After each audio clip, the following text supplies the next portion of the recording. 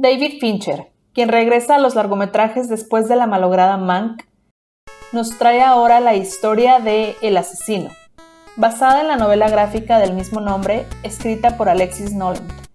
de la cual es un gran fanático nuestro director estadounidense y tenía alrededor de 20 años barajando la idea de llevarla al cine. De la mano del guionista Andrew Kevin Walker, quien escribió el guion de Seven,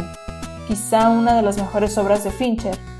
nos muestra esta adaptación de la novela del escritor francés, también popularmente conocido como Max, acerca de un metódico y obsesivo asesino a sueldo, al que sigue en cada una de sus misiones alrededor del mundo y que son ejecutadas con una frialdad absoluta. Aunque lo interesante de la novela es que prácticamente no tiene diálogos entre personajes, sino que la mayoría de los diálogos son conversaciones en su mente con él mismo,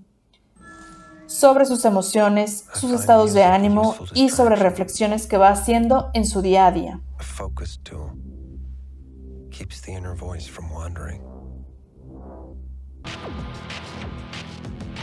La película, al igual que la novela, está dividida por capítulos, un recurso que puede jugar un poco en su contra aquí,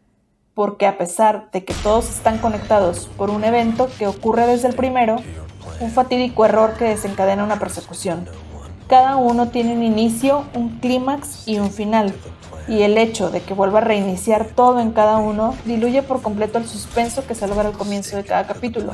y esto, además de ir disminuyendo la emoción que genera la historia, la va volviendo monótona, tal como la rutina de este obsesivo asesino. Luego tenemos a la voz en off del protagonista, quien tiene en todo momento un diálogo consigo mismo, cuestión que tiene como objetivo situarnos en su mente, pero que se vuelve cansada y más bien te distrae y hace complicado seguir el hilo narrativo.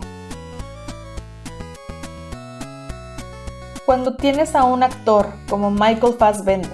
que de por sí ya tiene un semblante frío y al que le van perfecto este tipo de personajes Fincher, ese recurso de la novela quizá aquí no era tan necesario llevarlo al pie de la letra. Los fans de la novela de Max quizá quedarán algo decepcionados, ya que convirtieron a su protagonista, más que en un impecable asesino profesional, en un filósofo existencial. Y en cuanto a los fans de Fincher, si bien no es desastrosa ni es su peor obra y se acerca más al estilo que lo caracteriza, está muy lejos de ser Zodiac o Seven.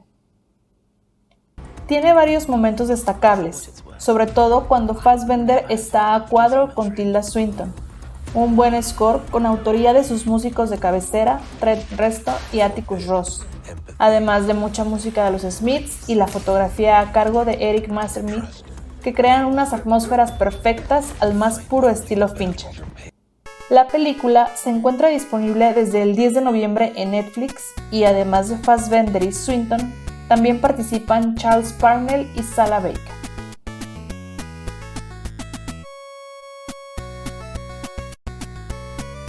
Te invitamos a ver estos videos. Suscríbete a nuestro canal,